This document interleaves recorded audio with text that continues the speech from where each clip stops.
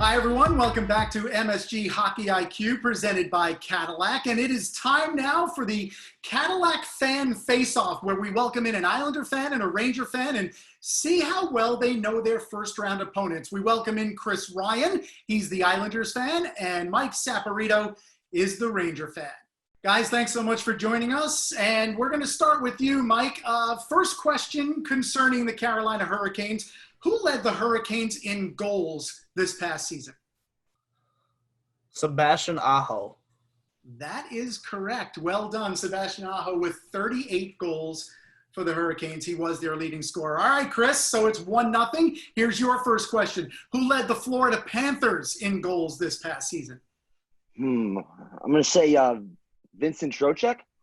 Not a bad guess, but not the correct one. Mike Hoffman was the answer. Mike Hoffman had 29 goals, including 11 on the power play for the Panthers. All right, so we go to question number 2, Mike Saporito. Here's another one on the Hurricanes, and we've got, what city do the Hurricanes call home? Raleigh? Raleigh, North Carolina is correct. The capital of the state of North Carolina.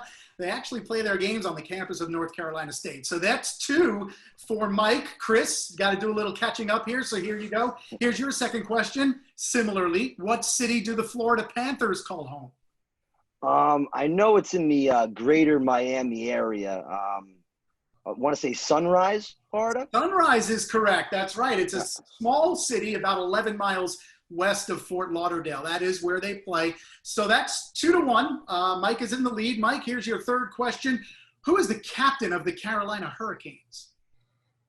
Jordan Staal. Correct. So that will also be an interesting subplot to the Rangers-Carolina series, as the Staal brothers will duel throughout those as many as 5 games. All right, all 3 for Mike. We got one more for Chris. Chris, here's your question. Who is the captain of the Florida Panthers? I think I got to go back to my first answer. I believe it's Vincent Trocheck, right?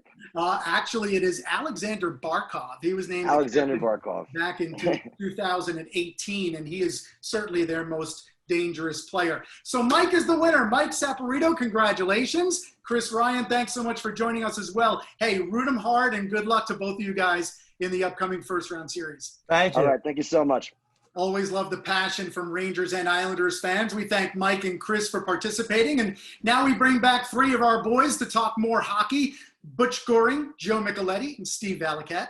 Well, guys, I know that everyone's going to be knee-deep in their own series that they're calling, but the great thing about this bubble hockey in these 2 venues is that there's going to be 5 games, maybe 6 games a day. Outside of your own series, which one are you most intrigued by watching, and why? I'm really excited to see the Toronto-Columbus series, guys. I'm from Toronto, and when I talk to my friends back home, everybody's freaking out because Toronto has not won a playoff series since before the 04-05 lockout. And when you look at Marner, Tavares, Nylander, Matthews, if these star players don't deliver a victory in this series that I think they're going to be up really tough against with the way that Columbus plays. We saw what Columbus did at Tampa Bay last year. We know what John Tortorella can bring.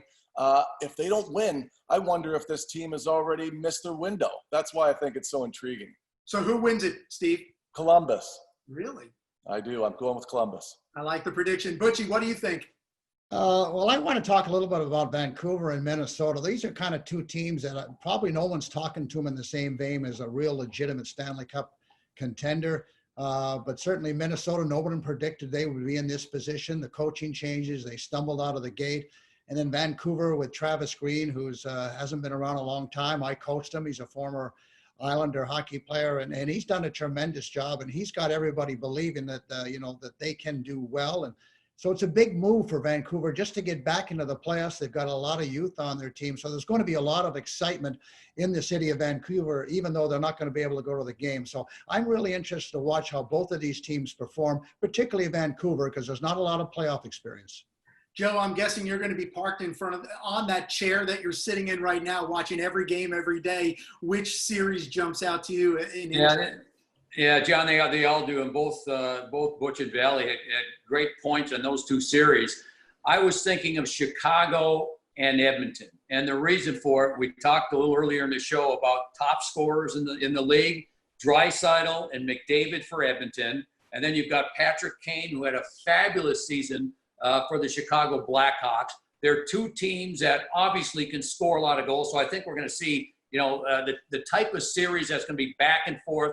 It wouldn't surprise me to see a 7-6 game in this series because you've got Chicago. They're not sure if their number one goaltender, Corey Crawford, will be back in time to play. So they've got goaltending issues. Edmonton, they've used two goaltenders back and forth all season. They haven't decided on a starter yet.